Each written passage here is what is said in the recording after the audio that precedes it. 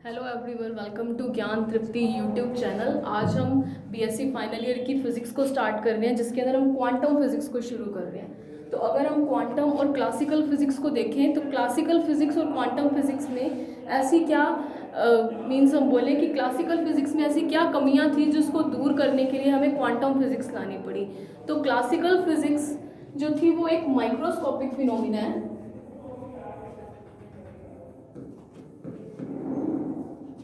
Macroscopic, जो इनके बीच में एक सबसे बड़ा डिफरेंस है, और क्वांटम फिजिक्स एक माइक्रोस्कोपिक फिनोमिना है। माइक्रो जो होता है हमें पता है मैक्रो से छोटा होता है। अब देखो मैक्रोस्कोपिक फिनोमिना मतलब ये बड़ी बड़ी बॉडीज, बिलियार्ड बॉल्स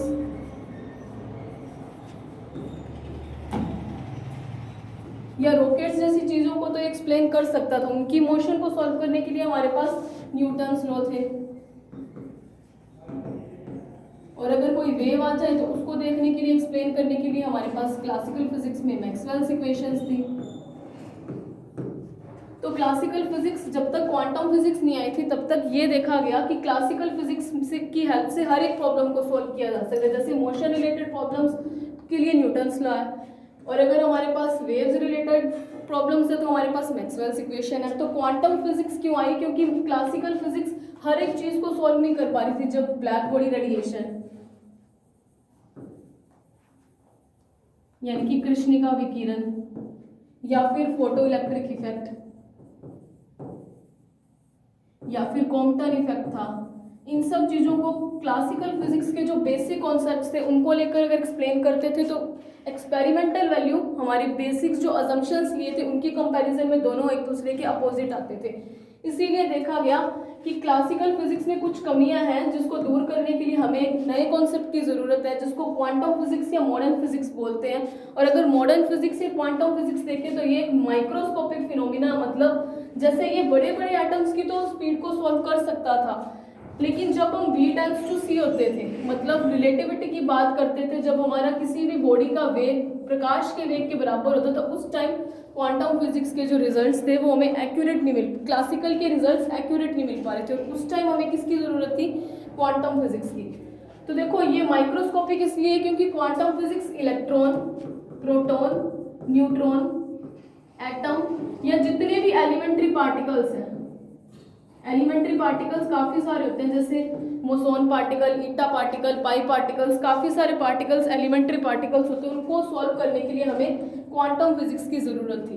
अब देखो फोटो इलेक्ट्रिक इफेक्ट को क्वांटम फिजिक्स कैसे सॉल्व नहीं कर पाया, इसको अपने आगे देखेंगे। और अपने आज का टॉपिक शुरू करते हैं, फोटो इलेक्ट्रिक इफेक्ट, यानी कि प्रकाश विद्युत प्रभाव।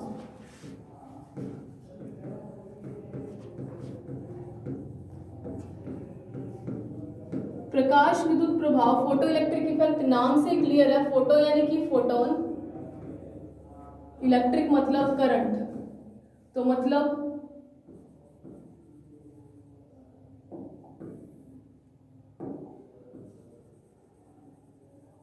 ऐसा क्या, फोटोन से करंट का प्रोडक्शन, तो ऐसे इफेक्ट को फोटो इलेक्ट्रिक इफेक्ट कहते हैं। तो देखो फोटो इलेक्ट्रिक इफेक्ट होता क्या, जैसे ये हमारे पास कोई मेटेलिक प्लेट है, ठीक है, कोई धातु है, धातु के अंदर हमें पता है काफी सारे फ्री इलेक्ट्रॉन्स होंगे। अब धातु के अंदर काफी सारे फ्री इलेक्ट्रॉन्स है, तो जैसे ही किसी धातु की पृष्ठ पे कोई फोटोन या कोई प्रकाश किरण इंसिडेंट होगी, तो फ्री इलेक्ट्रॉन क्या करेंगे, इस सरफेस के अंदर या मेटल के अंदर जितने फ्री इलेक्ट्रॉन्स हैं, इस एनर्जी को, फोटोन की एनर्जी को या लाइट रेज को एब्जॉर्ब करेंगे। और एब्जॉर्प्शन से क्या होगा, इलेक्ट्रॉन क्या होंगे, इस सरफेस से एमिट होना शुरू हो जाएंगे, यानी कि इलेक्ट्रॉन का उत्सर्जन शुरू होगा।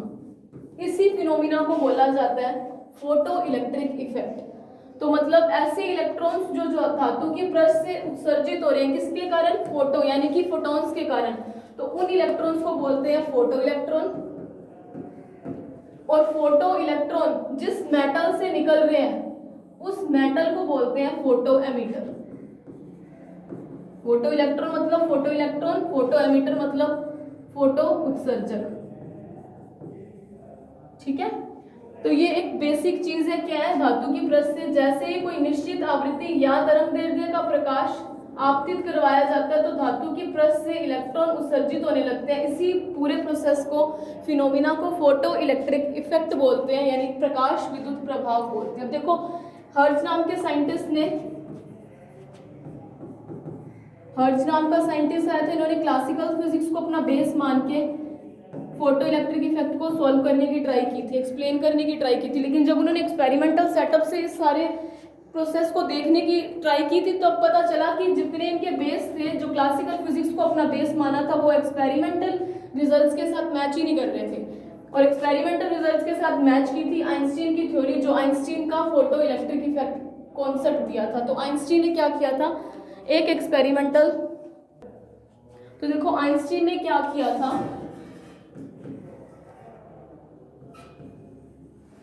Einstein's photo electric effect.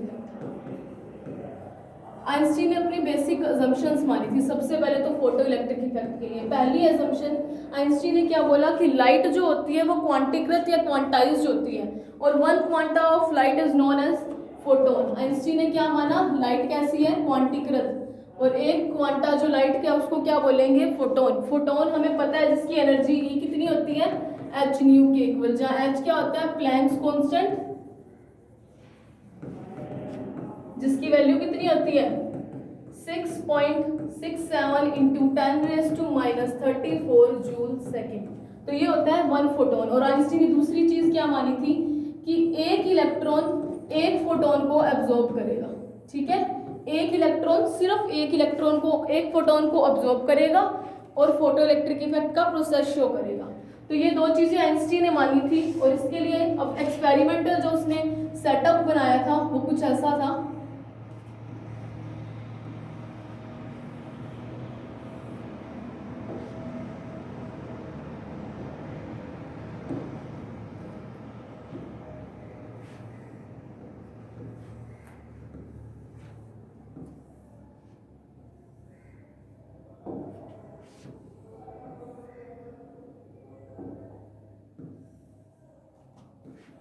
Einstein ने क्या किया कि एक ग्लास ट्यूब ली, ये एक ग्लास ट्यूब है जिसके अंदर क्या क्रिएट किया हुआ है, वैक्यूम। कांच की एक ट्यूब ली जिसके अंदर क्या है, वैक्यूम। ठीक है, और इसके अंदर क्या किया, धातु की पृष्ठ से उत्सर्जित हो रहे थे, इसीलिए दो धातु की पृष्ठ रख दी। ठीक है, एक धातु की पृष्ठ रखी है Q और एक रखी है P। ठीक है, और इस धातु की पृष्ठ में क्या किया, यहाँ पे उसने क्या किया,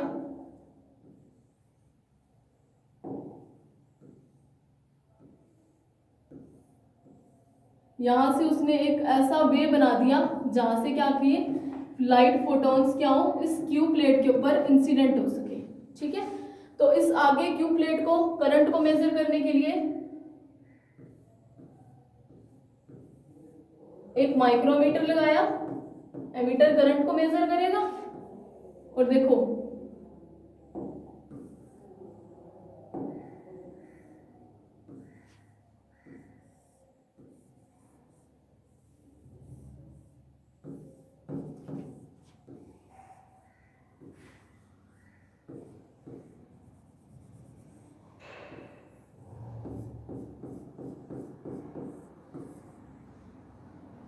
तो देखो आइंस्टीन ने क्या किया, एक ऐसा सेटअप लगाया कि एक ग्लास ट्यूब ली जिसके अंदर उसने क्या किया, वैक्यूम क्रिएट किया, और इस ग्लास ट्यूब के अंदर दो मेटल प्लेट रखी, एक रखी Q, एक रखी है P। ठीक है, इस Q प्लेट के ऊपर क्या हो रहे हैं, फोटॉन्स इंसिडेंट हो रहे हैं, और Q प्लेट पे फोटोन इंसिडेंट हो गए तो अपने को पता है कि एक इलेक्ट्रॉन एक फोटोन को एब्जॉर्ब करेगा, और इलेक्ट्रॉन क्या करेगा, इलेक्ट्रॉन्स का एमिशन शुरू हो जाएगा, और इलेक्ट्रॉन्स क्या करेंगे, अगर मैं इस प्लेट P पे, ये होता है दिक् परिवर्तक जिसको बोलते हैं कोम्यूटेटर, और ये वोल्टेज लगाई है दो प्लेट्स के बीच में, वोल्टमीटर लगाया दो प्लेट्स के बीच में पोटेंशियल डिफरेंस को पढ़ने के लिए, और ये होता है पोटेंशियल डिवाइडर। पोटेंशियल डिवाइडर का काम क्या होता है, जिसको बोलते हैं विभव विभाजक। इसका काम क्या होता है कि अप्लाइड जो बैटरी है उसकी पोटेंशियल को चेंज कर सकते हैं, यानी कम या ज्यादा कर सकते हैं। और दिक् परिवर्तक का काम क्या होता है, जो दो प्लेट्स लगाए हैं या जो दो इलेक्ट्रोड्स लगाए हैं इनके बीच की पोलैरिटी को चेंज करना। मतलब अगर किसी टाइम पे प्लेट P पॉजिटिव है और Q negative terminal of battery से कनेक्टेड है तो इसको हम चेंज करके प्लस से भी कर सकते हैं और इसको हम नेगेटिव टर्मिनल ऑफ बैटरी से भी कनेक्ट कर सकते हैं। तो ये कम्यूटेटर का काम है कि प्लेट्स की पोलैरिटी को चेंज करना, और डिवाइडर का काम क्या है, अप्लाइड बैटरी की वोल्टेज को चेंज करना, और वोल्टमीटर का काम प्लेट्स के बीच में पोटेंशियल डिफरेंस को मेजर करना। तो प्रकाश विद्युत प्रभाव की घटना के लिए यहाँ पे क्या किया, कुछ फोटॉन्स इंसिडेंट करवाए, और जैसे ही फोटॉन्स इंसिडेंट करवाए, अगर हमारी प्लेट पी नेगेटिव है या पॉजिटिव टर्मिनल ऑफ बैटरी से कनेक्टेड, अगर ये यहाँ से क्या हो रहा है, अगर वो पॉजिटिव है तो ये नेगेटिव होगी, नेगेटिव मतलब ये क्या होगा, कैथोड, और यहाँ से क्या हो रहा है, इलेक्ट्रॉन एमिट हो रहे हैं, तो इसको हम क्या बोलते हैं, एमिटर प्लेट, मतलब उत्सर्जक प्लेट। और यहाँ पे क्या हो रहा है, ये प्लेट पी अगर बैटरी के पॉजिटिव टर्मिनल से कनेक्टेड है तो इलेक्ट्रॉन क्या होंगे, यहाँ पे कलेक्ट होंगे, जिसके कारण सर्किट के अंदर धारा बहेगी, और ऐसी धारा को क्या बोलते हैं, फोटो इलेक्ट्रॉन्स के कारण बहने वाली धारा को फोटो करंट, और मटेरियल को क्या बोलते हैं, फोटो एमिटर, इलेक्ट्रॉन्स को क्या बोलते हैं, फोटो इलेक्ट्रॉन्स। और देखो जैसे ये प्लेट पी पे कलेक्ट हो रहे हैं, एक तो ये पॉजिटिव टर्मिनल ऑफ बैटरी से कनेक्टेड है तो मतलब एनोड, और दूसरा ये कलेक्ट कर रहे हैं इसलिए इसको हम बोलेंगे कलेक्टर प्लेट।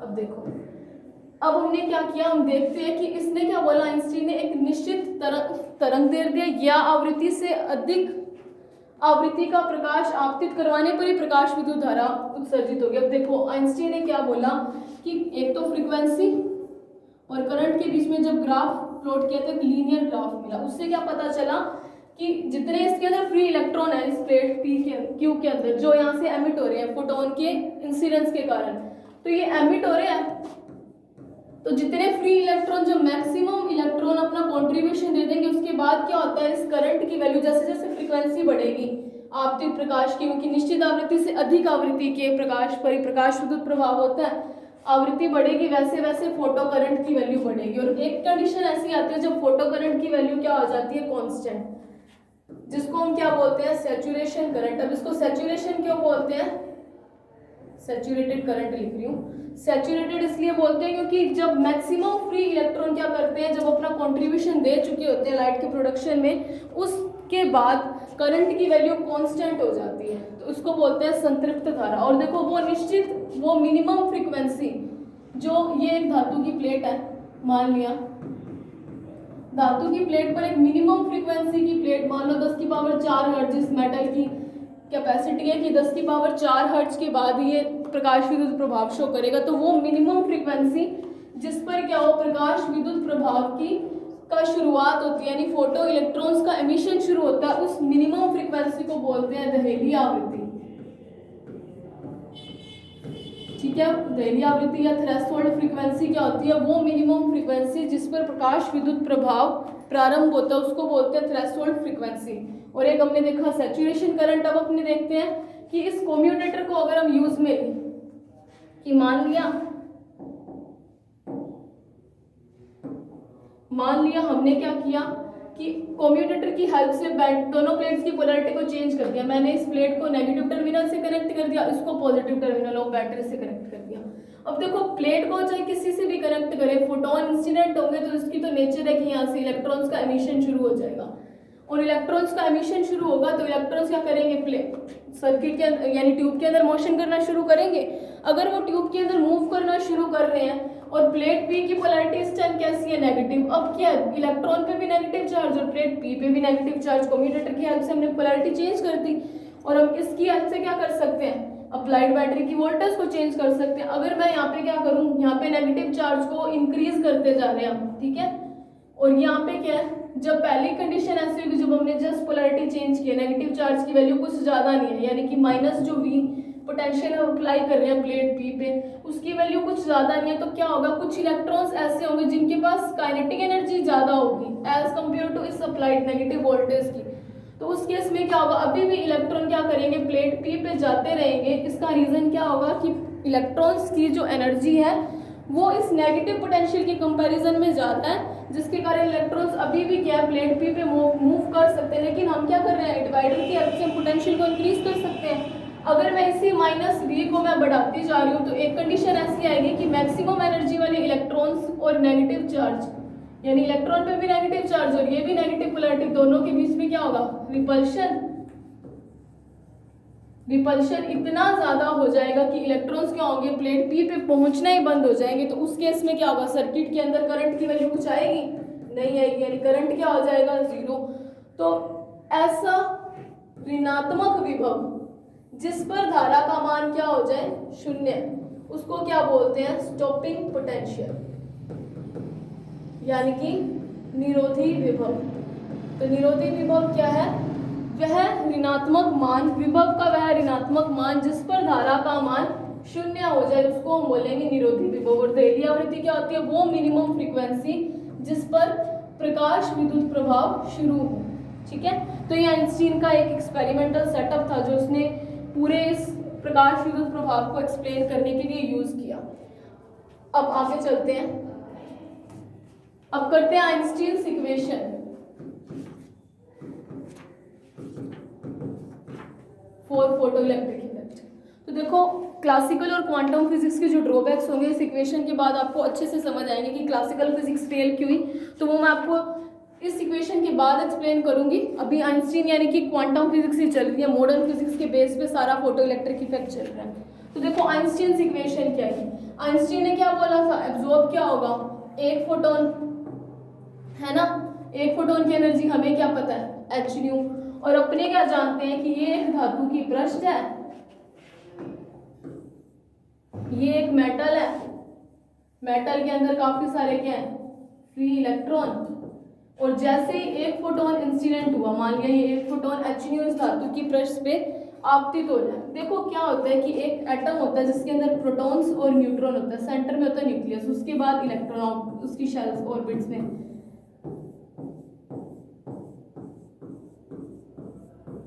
फिर और इलेक्ट्रॉन्स। अब देखो जैसे जैसे एटॉमिक नंबर इंक्रीज होगा तो क्या होगा, वैलेंस बैंड के जो इलेक्ट्रॉन्स होंगे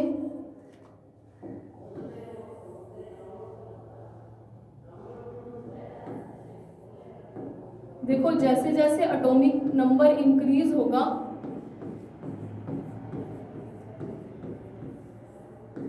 वैसे वैसे एक तो दोनों वैलेंस बैंड और जो इनर आउटर ऑर्बिट और इनर ऑर्बिट है, इन दोनों के इलेक्ट्रॉन्स के बीच में एक तो होगा रिपल्शन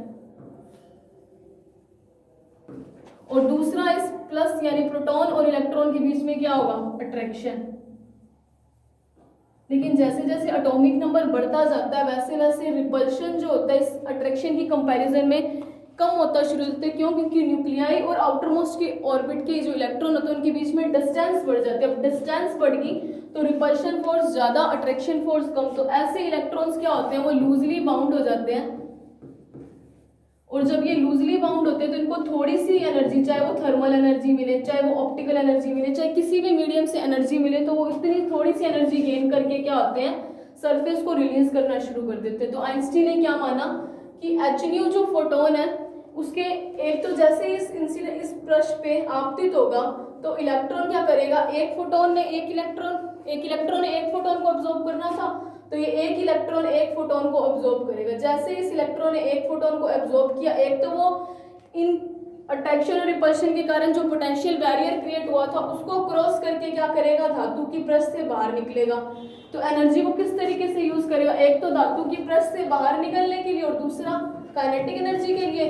तो आइंस्टीन ने क्या बोला कि वो मिनिमम आवृत्ति या वो मिनिमम ऊर्जा या न्यूनतम ऊर्जा जिस पर क्या होता है कि कोई इलेक्ट्रॉन धातु की पृष्ठ से बाहर निकलते हैं, उस मिनिमम ऊर्जा को बोलते हैं वर्क फंक्शन, जिसको मैं फाइनोट से डिनोट करूंगी। और इस वर्क फंक्शन को हिंदी में बोलते हैं कार्यफलन। तो कार्यफलन क्या है, वह मिनिमम आवृत्ति ऊर्जा जिस पर इलेक्ट्रॉन धातु की पृष्ठ से बाहर निकलते हैं उसको बोलते हैं कार्यफलन। तो फोटोन, आइंस्टीन की जो बोला था एक फोटोन एक इलेक्ट्रॉन को ऑब्जॉर्ब करेगा, तो इलेक्ट्रॉन ने उस एब्जॉर्ब एनर्जी को दो तरीके से काम लिया, एक तो वर्क फंक्शन फाई की तरह और दूसरा काइनेटिक एनर्जी की तरह। तो एच न्यू किसके इक्वल आना चाहिए, तो एच न्यू किसके इक्वल आना चाहिए, एक तो phi naught work function plus kinetic energy. और काइनेटिक एनर्जी हमें पता है क्या होती है, हाफ mv², अगर v उसकी वेलोसिटी हो इलेक्ट्रॉन की। तो ये आइंस्टीन ने इक्वेशन दी। ठीक है, अब मैं हमने क्या बोला था, थ्रेशोल्ड फ्रीक्वेंसी जिसको मैं न्यू नोट से डिनोट कर रही हूँ, दहेली आवृत्ति। दहेली आवृत्ति क्या थी, वो मिनिमम फ्रीक्वेंसी जिस पर क्या हो, फोटो इलेक्ट्रिक इफेक्ट शुरू हो, है ना। अगर वो मिनिमम फ्रीक्वेंसी न्यू नोट है तो उस टाइम उसकी एनर्जी कितनी होगी, एच न्यू नोट। और मिनिमम फ्रीक्वेंसी पे फोटो इलेक्ट्रिक इफेक्ट शुरू हुआ, मतलब इलेक्ट्रॉन क्या किए, पृष्ठ से बाहर निकले, लेकिन उनके पास कोई ऊर्जा नहीं थी कि वो काइनेटिक एनर्जी उनके पास उस टाइम क्या होती है, जीरो। अगर काइनेटिक एनर्जी जीरो तो इस इक्वेशन, अगर इसको 1 दे तो इक्वेशन नंबर 1 से एच न्यू नोट, अगर nu is equals to at threshold frequency, ठीक है, nu is equals to nu naught. तो यहाँ पे देखो H nu naught is equals to 5 + 0, क्योंकि अभी सिर्फ धातु की प्लस से बाहर निकले हैं। तो यहाँ से अगर इसी इक्वेशन नंबर, यानी कि यहाँ से फाई नोट की वैल्यू क्या आई हमारे पास, एच न्यू नोट, है ना। इसकी वैल्यू यहाँ पे पुट करते हैं तो हमारे पास क्या इक्वेशन बनेगी, H nu is equals to H nu naught plus half M V square. तो देखो यहाँ से अगर मैं इसको और सिंप्लीफाई करूँ, H nu minus nu naught is equals to half M V square. तो ये Einstein equation for photo electric effect है, ये दोनों इक्वेशन नंबर 2 दे दो इसको। इक्वेशन number 1 and 2 represents the Einstein's equation for photo electric effect.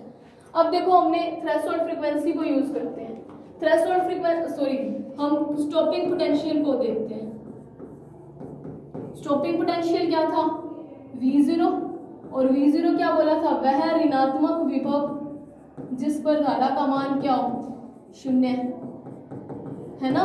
अगर धारा का मान 0 है किसी पोटेंशियल के ऊपर, इसका मतलब क्या, करंट की वैल्यू 0 कब आ रही है, उसी केस पे जब मैक्सिमम एनर्जी वाले जो इलेक्ट्रॉन्स हैं, मैक्सिमम काइनेटिक एनर्जी वाले इलेक्ट्रॉन्स क्या हुए, प्लेट पी पे पहुंच ही ना पाए, है ना। तो उस केस में धारा का मान 0 होगा। और अपने को पता है कि अगर अपने इलेक्ट्रिकली वर्क डन निकालना है तो वो कितना होगा, EV not, charge into potential work done.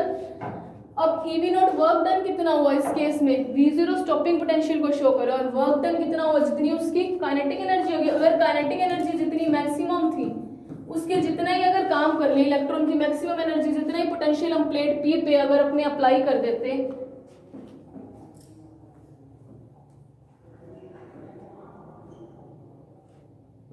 अगर इस प्लेट पी पे,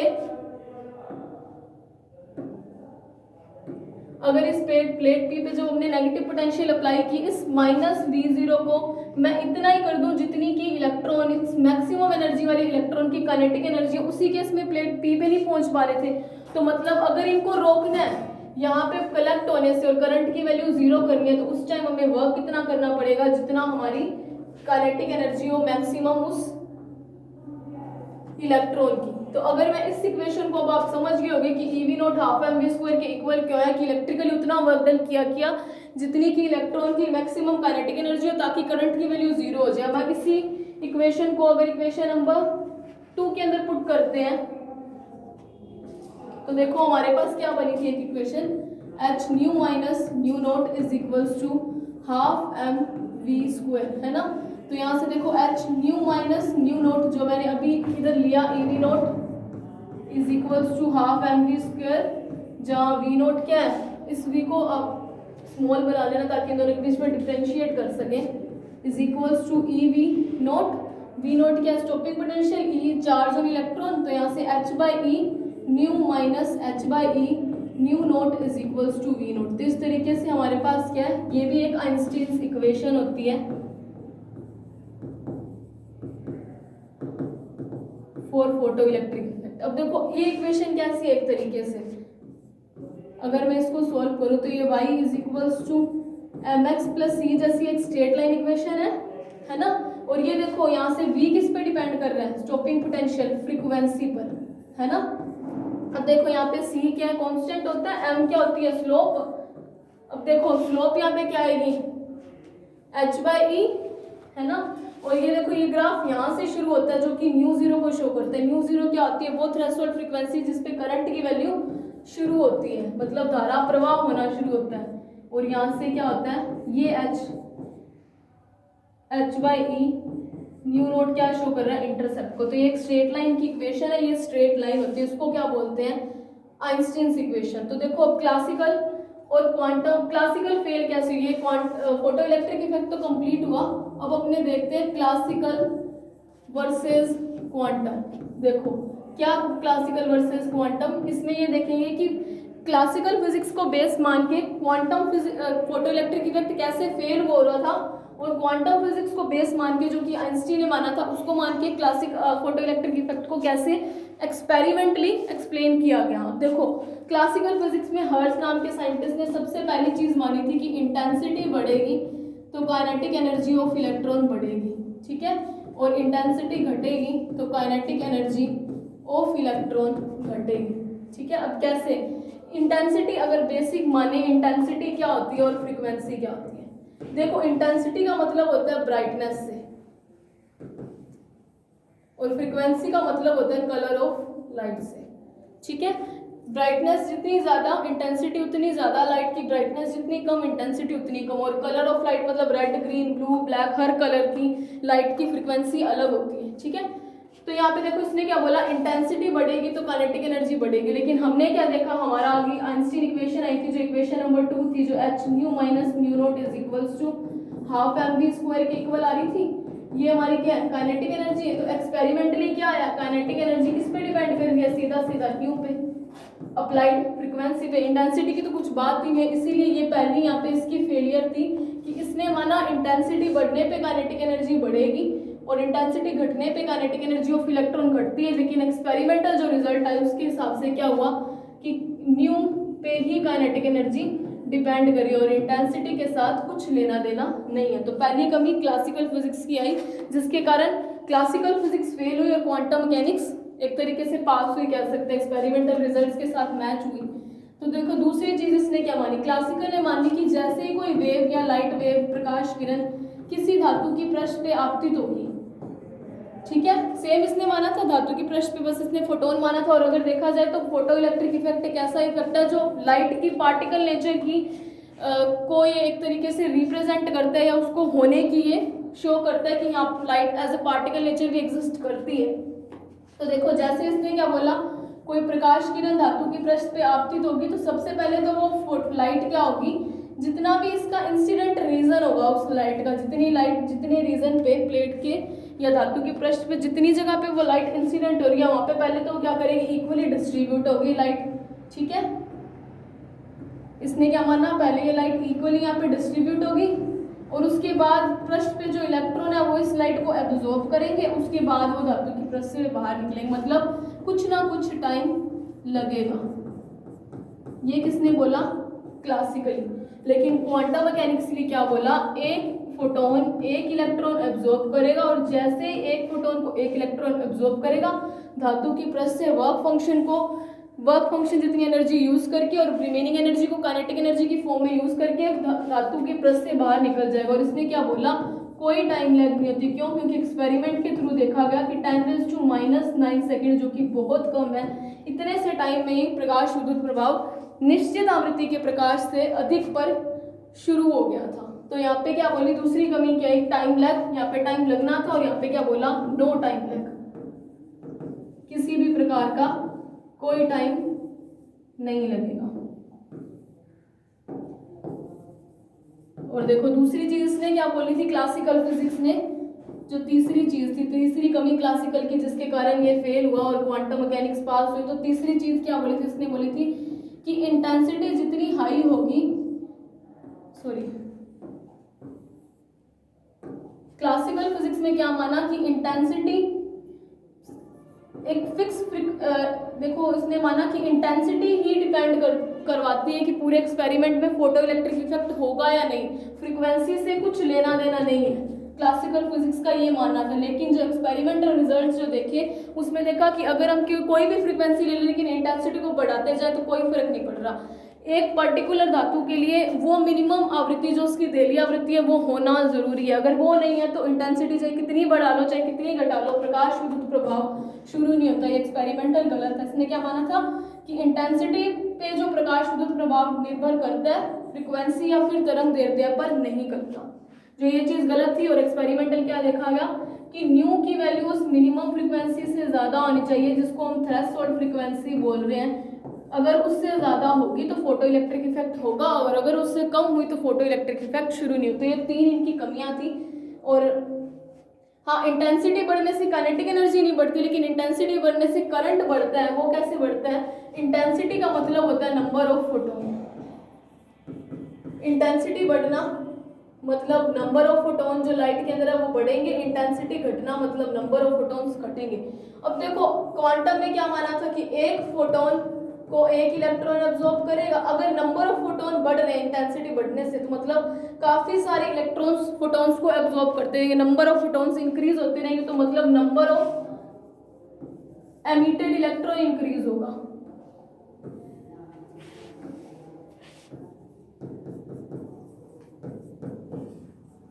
बढ़ेंगे, और इंटेंसिटी घटने से नंबर ऑफ एमिटेड इलेक्ट्रॉन घटेंगे। और अगर नंबर ऑफ एमिटेड इलेक्ट्रॉन बढ़ना मतलब करंट बढ़ना, यानी जिसको मैं करंट लिख रही हूँ, और नंबर ऑफ एमिटेड इलेक्ट्रॉन घटना मतलब करंट घटना। तो इंटेंसिटी से एक चीज तो क्लियर हुई कि इंटेंसिटी बढ़ने से काइनेटिक एनर्जी पे कोई चेंज नहीं आता, लेकिन इंटेंसिटी बढ़ने या घटने से करंट पे चेंज आता है, फोटो करंट पे। और अगर इनके बीच में हम एक ग्राफ प्लॉट करें, इंटेंसिटी और सॉरी ये इंटेंसिटी है,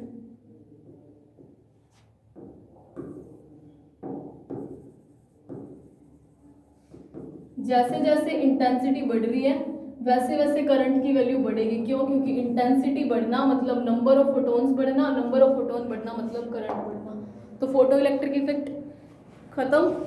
थैंक यू।